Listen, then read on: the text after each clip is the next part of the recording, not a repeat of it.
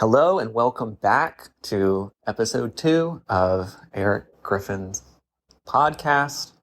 I'm your host, Eric Griffin, and today we are going to dive into the first business that I tried to create way back when I was 13, some 25 years ago, something like that. 25? No, that's not right. 15 years ago.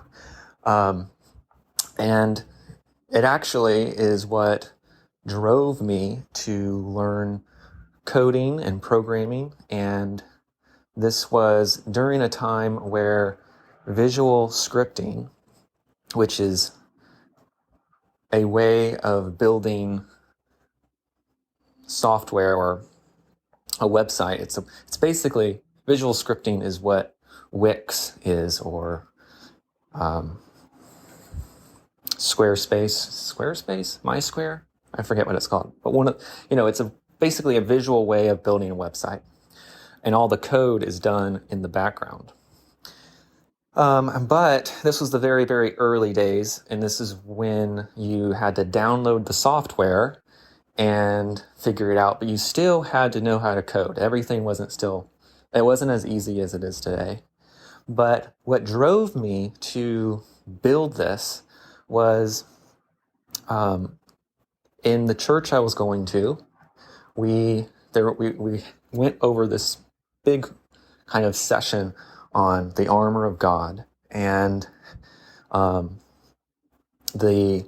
important it is to walk with that, and sword of the Spirit, shield of faith, and all of that. And I was so inspired and so on fire, I guess, in terms of more people need to hear about this. More people need to know about this. And so I was like, how do I get the word out? How do I do this? And I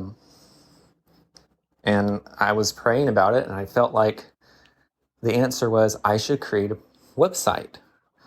And then it was, well, maybe I should create a ministry instead, and we could have kind of like these groups that could go into cities and help people and share Christ and everything with people. And how cool would that be? And it would all be focused around the armor of God, and because armor of God really touches on all the different aspects of walking with the Lord. And so I was asking Lord, what should the name be? And he told me, or I felt like he said, it should be called Invisible Battles. And I was like, okay, that sounds great. That's what it's going to be. And I didn't know anything about building a website. I knew nothing about domain names. I knew nothing about setting up a server, because that's what you had to do back then. You had to set up your own server, and you had to plug everything in, and you had to make sure your email and everything was right if you wanted email. And so I got to work, and that was also during the time where YouTube had just barely started, and there wasn't as much resources. So there was really a lot of reading that I had to do, a lot of blogs and a lot of all of that. And there was a lot of late nights, staying up to 2 to 3 a.m. in the basement, just because that's where the computer room was. Because little segment, I was homeschooled. And so we had, it was very structured, and we had a computer room, and that room was like the designated room where any computer would be.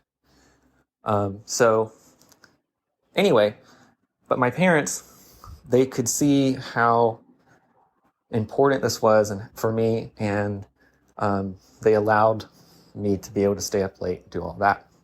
So I was down there working, just drilled in, and about a year and a half later, I had created this ministry called the Invisible Battles Ministry. And I had the domain name and everything. I had the website. And then I was thinking, okay, how do I get, like, what's the next steps? What's the next steps here? I knew nothing about running a business. I knew nothing about incorporating anything. I'm 13, so, just take that into account.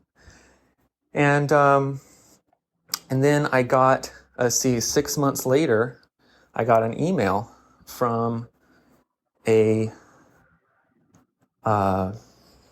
missionary somewhere in Africa. I don't remember the exact place, but he really wanted to talk to me. He didn't know I was 13.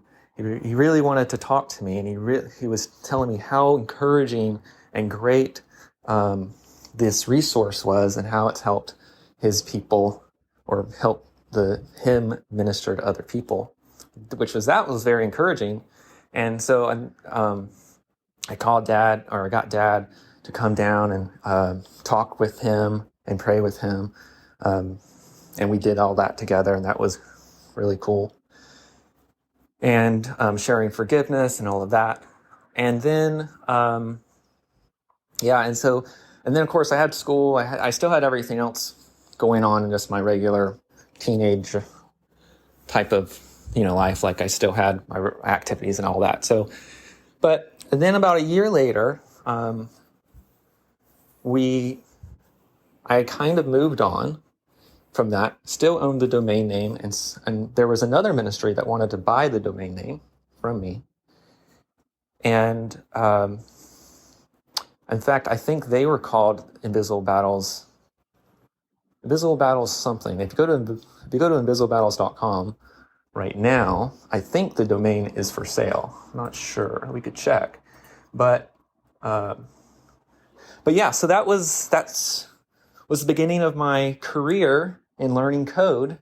And from that point onward, I went on to do so many, a zillion other things. And which we'll dive into all of those in the future.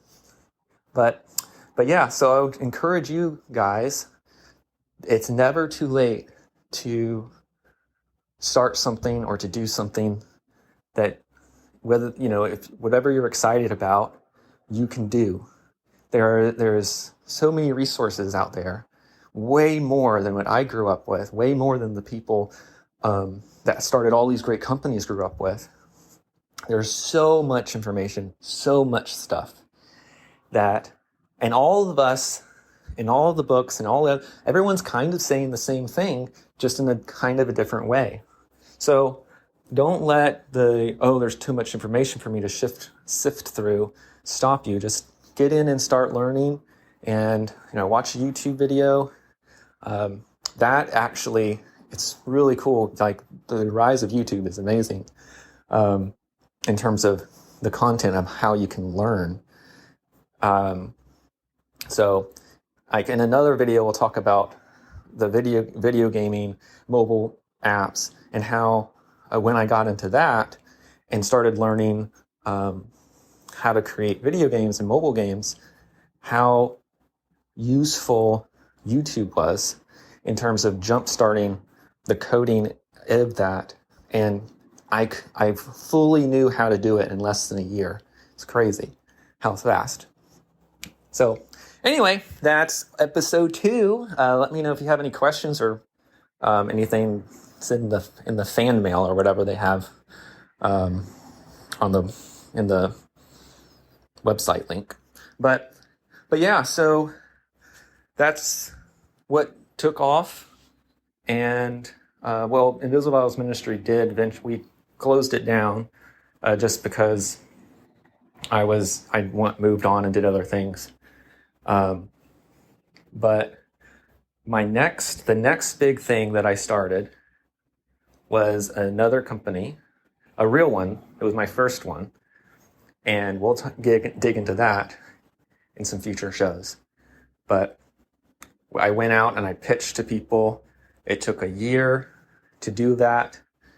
to build something and how we ultimately shut it down and why we shut it down.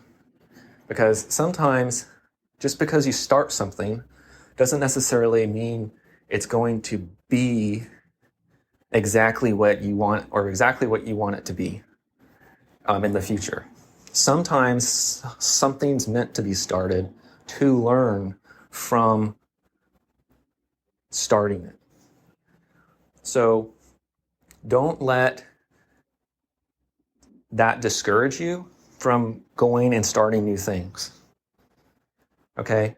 Don't let that, because just keep starting things, just keep doing things, just keep building, and don't let your family or anybody else put you down and say, no, you failed so many times you can't do it again. I mean, you're going to do it again, or you can't do what you're going to do. You shouldn't believe them, because if you believe them, then you're self-fulfilling what they're saying that you won't be able to become. And don't let that happen. And don't let yourself tell you that either. Because I don't know about you, but I tend to beat myself up and take it more personally than other people who say something about me on a regular basis. And it's something that is not a good habit to have, and you have to keep it in check, and you have to know that that's happening. So anyway, that's it for the podcast, this podcast episode, and just stay tuned for episode 2. We'll talk a little bit more and we'll dive in, and if you guys have any questions, feel free to email me at eric@ericspodcast.com. And yeah, so have a good one, guys, and I'll see you guys in the next one.